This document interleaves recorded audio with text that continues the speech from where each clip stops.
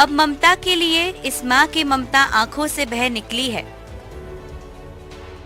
अशोकनगर के चंदेरी में रहने वाली बीजेपी मंडल अध्यक्ष ममता यादव ने घर पर ये बताया कि उन्हें प्रयागराज में रहने वाले किसी शख्स से 7 लाख रुपए लेने हैं।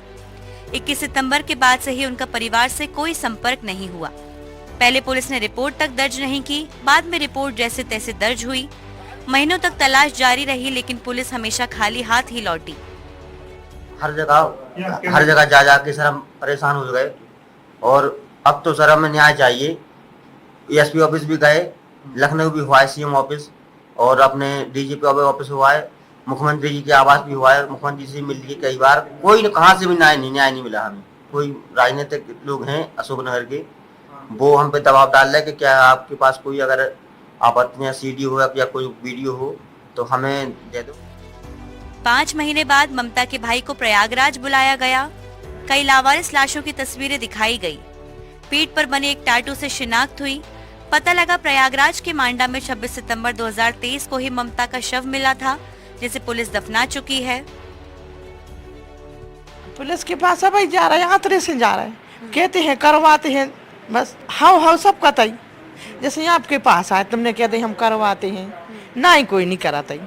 हाँ, दल की टोकरी का जो है सुबह मिल जाए, उसकी संस्कार कर भी मिल जाए, अपराधियों को सजा मिल जाए, बस यही है हमारी एक इच्छा कि जिसने करे है उनको बेही सजा मिले बस। ममता का शव प्रयागराज की मांडा थाना पुलिस को जंगल से मिला।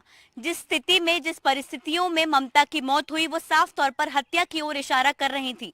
लेकिन इसकी सिर्फ एक वजह नहीं है, इसकी कई वजह हैं जो निकलकर सामने आ रही हैं।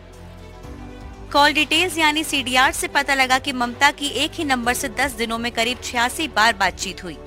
ममता के पास कुछ ऐसे वीडियो पेन ड्राइव थे जिनको लेकर राजनीतिक दबाव था। भाई को ममता बोलकर निकली थी कि वो पेन ड्राइव लेकर जा रही हैं। भाई का कहना है कि ममता के पास कई बड़े राजनेताओं के ऐसे राज इस पेन ड्राइव में थे।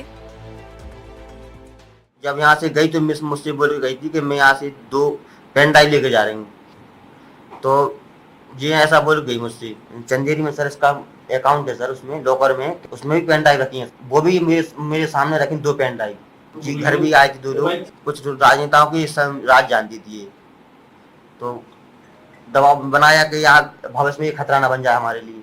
नाम तो ये मुझे नहीं बताती थी, अब जी बात करती थी सर मोबाइल नंबरों पे। तो जो भी हो सर, अगर पुलिस इंक्वायरी कर ले इसमें तो। कार्रवाई की जिम्मेदारी ना तो मध्य प्रदेश पुलिस लेने को तैयार है, ना ही Uttar Pradesh police. MP police Uttar Pradesh police को जांच सौंपने की बात कह रही है, तो दूसरे प्रदेश की पुलिस पहले ही शव को दफना चुकी है। मांडा पुलिस को 25 सितंबर को एक डेड बॉडी मिली थी। टैटू के आधार पर ऐसा प्रतीत होता है कि ये संभवतः ममता यादव जी की है। चूंकि डेड बॉडी मांडा थाने में मिली थी जो प्रयागराज में है, तो जो क्षेत्राधिकार है वो मांडा पुलिस का है, तो उनको ही इस मामले में सारी कार्रवाई करनी है। इस संबंध में मेरे द्वारा भी पत्र लिख के उनसे अनुरोध किया गया है कि इस संबंध में अग्रिम कार्रवाई करके जो भी निष्कर्ष निकल सकता है विवेचना के दौरान, उसमें तदनुसार कार्रवाई। डीएनए सैंपलिंग और जो पूरी मर्ग जांच है और उसके बाद अगर कोई और निष्कर्ष निकल रहा है तो वो सारी कार्रवाई मांडा पुलिस के द्वारा की जानी है। मध्य प्रदेश के पूर्व मुख्यमंत्री और वरिष्ठ कांग्रेस नेता दिग्विजय सिंह ने मामले में डीजीपी को खत लिखकर इसकी जांच एनआईए या एसटीएफ को सौंपने की मांग की है। उधर बीजेपी साजिश की इस थ्योरी को नकार रही है। इस बारे में मैं डीजीपी साहब को मैंने पत्र लिखा है। आजकल तो सीबीआई की मांग करें तो उस पर भी भरोसा नहीं होता, क्योंकि सीबीआई जिस तरह से जांच कर रही में पकड़े गए, पैसा लेके बर्खास्त हुए, अब किस पर भरोसा करें? क्योंकि 2 राज्यों का प्रश्न है कि क्या इसमें नेशनल इन्वेस्टिगेशन एजेंसी को डाला जाए या क्या किया जाए। ये कोई छोटा मोटा प्रकरण नहीं है, ये एक भारतीय जनता पार्टी की मंडल अध्यक्ष की निर्मम हत्या का प्रश्न है, जिसकी पूरी जांच होना चाहिए। और मैं मुख्यमंत्री मोहन यादव जी से भी अनुरोध करता हूं कि उन्हें इस मामले में गंभीरता से लेना चाहिए और किसी भी हालत में दोषियों को बख्शा नहीं जाना चाहिए। जांच होना चाहिए। मध्य प्रदेश में कानून का शासन है, जो सच है वो सामने आएगा ही।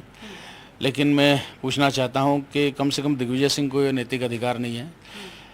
उन्हें ये मांग तब भी करना चाहिए थी जब इसी भोपाल में सरला मिश्रा जलाकर मार दी गई और आज तक सरला मिश्रा की जांच नहीं हुई।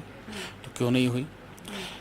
तंदूर कांड के आरोपियों की पार्टी को नैतिकता का ज्ञान देने का कोई हक नहीं है।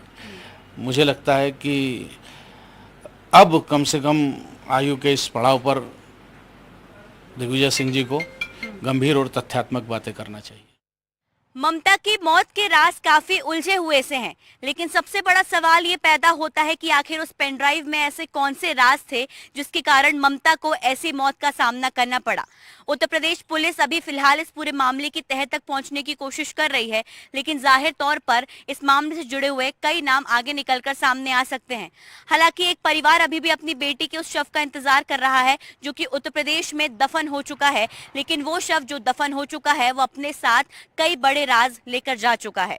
भोपाल से कैमरा पर्सन अभिषेक सिंह के साथ अमृतांशी जोशी, एनडीटीवी।